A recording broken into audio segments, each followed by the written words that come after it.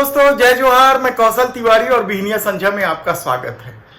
पांचों राज्यों में होने वाले विधानसभा चुनाव को लेकर भारतीय जनता पार्टी ने जो प्रत्याशी घोषित किया है वह पार्टी के लिए मुसीबत बनता जा रहा है। राजस्थान हो या मध्य प्रदेश हो या छत्तीसगढ़ हो, सब जगह बगावत के सुर साफ सुनाई देने लगे हैं और कांग्रेस अभी तक प्रत्याशी घोषित नहीं कर पाई है। माथापच्ची चल रही है और कहा जा रहा है कि जिस तरीके से टिकट वितरण किया जाएगा उससे कांग्रेस में भी विरोध के स्वर सुनाई देने लगेंगे। तब सवाल यह है कि क्या भारतीय जनता पार्टी और कांग्रेस क्या अपने ही लोगों के विरोध के स्वर को कुचल देगी या उन्हें मना लेगी। राजस्थान की स्थिति तो यह है कि 41 सीटों की घोषणा हुई, जिसमें आधे से ज्यादा यानी लगभग 24 सीटों पर बगावत साफ दिखाई दे रहे हैं। लोग चुनाव का डंडा लिए खड़े हुए हैं। तो सर्वे रिपोर्ट पहले ही भारतीय जनता पार्टी यानी मोदी शाह की नींद खराब किए हुए है। छत्तीसगढ़ की बात आज हम कर लेते हैं। छत्तीसगढ़ में स्थिति यह है कि 85 सीटों पर भारतीय जनता पार्टी ने अपना प्रत्याशी खड़ा कर दिया है, जिसमें से अधिकांश सीटों पर विरोध के स्वर यहां भी सुनाई दे रहे हैं। और महासमुंद से तो डॉक्टर विमल चोपड़ा पूर्व विधायक रहे, निर्दलीय चुनाव जीतते रहे हैं, उन्हें टिकट नहीं दी गई है। वहां से राजू सिन्हा को टिकट दी गई है। तो डॉक्टर विमल चोपड़ा बगावत करने के मूड में। तो धरसीवा से जो फिल्मी हीरो छत्तीसगढ़ी अनुज शर्मा को जो टिकट दी गई है उसे भी पार्टी के लोग बर्दाश्त नहीं कर पा रहे हैं और पैरासूट प्रत्याशी बता रहे हैं। यहां से देवजी भाई पटेल चुनाव लड़ते रहे। पिछला चुनाव वे हार गए थे और उन्हें उम्मीद थी कि पटेल समाज का यानी गुजराती समाज के होने के कारण उसको टिकट मिल जाएगी, लेकिन उन्हें भी टिकट नहीं मिली।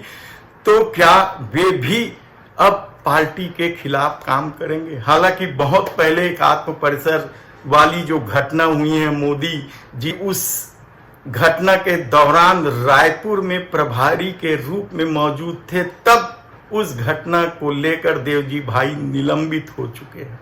बेमेतरा जो सीट फंसी हुई है, 5 सीटें फंसी हुई है, उसमें से बेमेतरा से भारतीय जनता पार्टी शायद कांग्रेस, जोगी कांग्रेस से आए योगेश तिवारी को टिकट देना चाहते हैं और उसे लेकर स्थानीय भाजपाइयों ने मोर्चा खोल दिया है। योगेश तिवारी कांग्रेस में थे तो क्या कुछ किए हम आपको बताएंगे, जोगी कांग्रेस में थे तो क्या कुछ किए हम आपको विस्तार से बताएंगे, लेकिन फिलहाल उनका विरोध शुरू हो गया। कसडोल, पंडरिया, बेलतरा और अंबिकापुर, ये 5 सीटों में पेच फंसा हुआ है और कहा जा रहा है कि इन 5 सीटों में यदि ठीक से टिकट नहीं दी गई तो भारतीय जनता पार्टी के लोग काम नहीं करेंगे।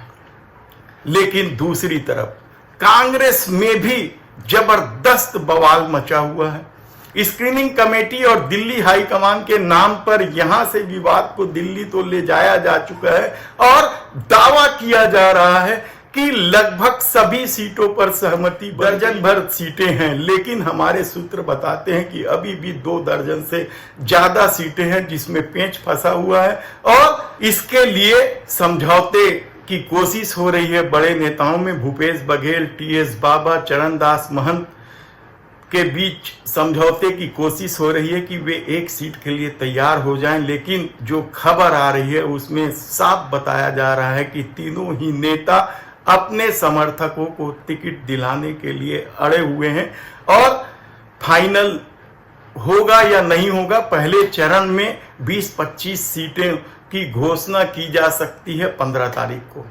पितृपक्ष होने के कारण रोका गया है, ऐसा कांग्रेस का दावा है। हालांकि पितृपक्ष के समय ही भारतीय जनता पार्टी जो हिंदुत्व का नारा देती है उसने सीट की घोषणा कर दी थी, लेकिन कांग्रेस अब पितृपक्ष के नाम पर बहाना कर रही है, कहा जाए तो गलत नहीं होगा।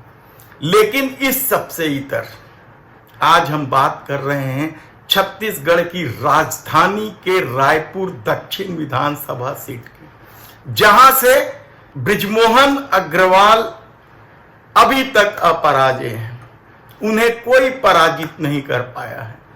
और कहा जा रहा है कि वे आराम से कांग्रेसियों को सेट कर लेते हैं और चुनाव जीत लेते हैं। हर बार बड़े नेताओं को सेट करके अपने पसंद के उम्मीदवार उतरवा देते हैं, ऐसा दावा है।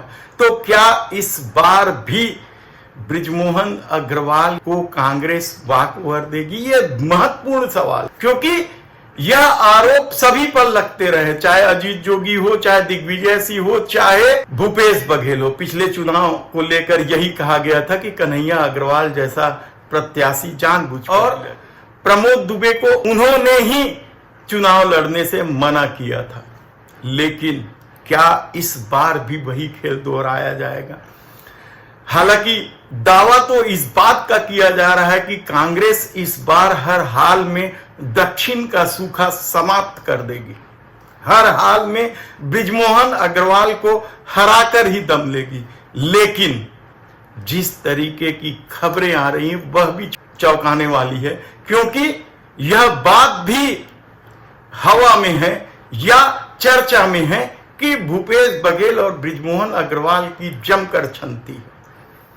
और इस चर्चा को हवा या बल तब मिला जब बृजमोहन अग्रवाल के बंगले खाली नहीं कराए गए। मंत्री नहीं रहे, लेकिन आज भी शंकर नगर के सबसे बड़े बंगलों में से एक बंगले बृजमोहन अग्रवाल के नाम पर ही है। ऐसे में आने वाले दिनों में कांग्रेस किस तरीके से मुकाबला करेगी? क्योंकि कई कांग्रेसी ये मानते हैं कि बड़े नेता ही जब सेटिंग कर रहे हैं, पैसे ले रहे हैं या संबंध निभा रहे हैं, तो हम क्यों ना संबंध निभाएं और पैसे लें। ऐसे में बृजमोहन अग्रवाल अभी से भिड़ गए हैं। वे नारी वंदन सम्मेलन अभी पिछले दिनों ही किया और खूब हुंकार भर रहे हैं और खूब विश्व वमन भी कर रहे हैं। और कैसे कैसे विश्व वमन उन्होंने भूपेश बघेल को लेकर किया है और किस तरीके का खेल खेल रहे बृजमोहन, यह भी किसी से छिपा नहीं है। लेकिन दूसरी तरफ कल कांग्रेस के राष्ट्रीय प्रवक्ता पवन खेड़ा छत्तीसगढ़ पहुंचे। उन्होंने एक पोस्टर भी जारी किया और भारतीय जनता पार्टी के खिलाफ खूब विश्वमन किया और यहां तक कह दिया कि यदि भारतीय जनता बटन दबाकर जिताओगे तो अडानी ही निकलेगा। यानी खदानों को लेकर जो मित्र प्रेम उधर भी है देश के प्रधानमंत्री नरेंद्र मोदी के साथ, और उस मित्र प्रेम की वजह से मोदी अडानी का जो खेल है वह भी किसी से छिपा नहीं है और उसे ही कांग्रेस मुद्दा बना रही है।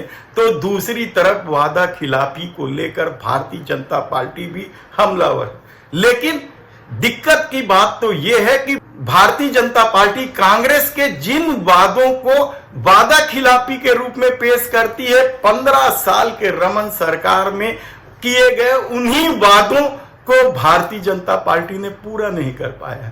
चाहे बेरोजगारी भत्ता की बात हो, भारतीय जनता पार्टी ने तो 2003 में कहा था बेरोजगारी भत्ता देंगे।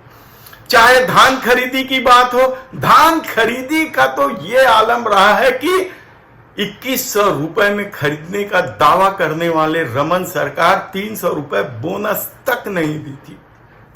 और यही भूपेश बघेल की सबसे बड़ी ताकत है। तो दूसरी तरफ अब शासन प्रशासन ने आचार संहिता लगते ही अपनी धमक दिखाना शुरू कर दिया।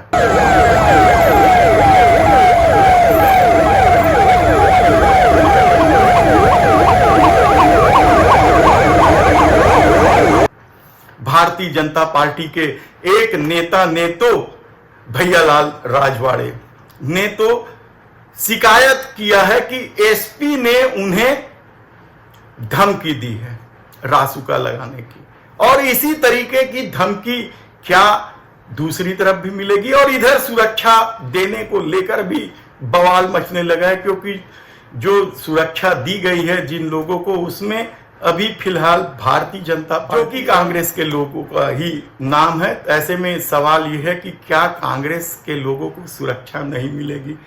ये कई सारे सवाल हैं जो इन दिनों चल रहे हैं, जिससे भारतीय जनता पार्टी जूझ रही है। और सर्वे रिपोर्ट भी जब कह रहा है कि सरकार भूपेश बघेल की बनेगी, तो इस परसेप्शन को कैसे भारतीय जनता पार्टी हटा पाएगी और भूपेश बघेल को घेर पाएगी, कहना बेहद ही मुश्किल है। धन्यवाद।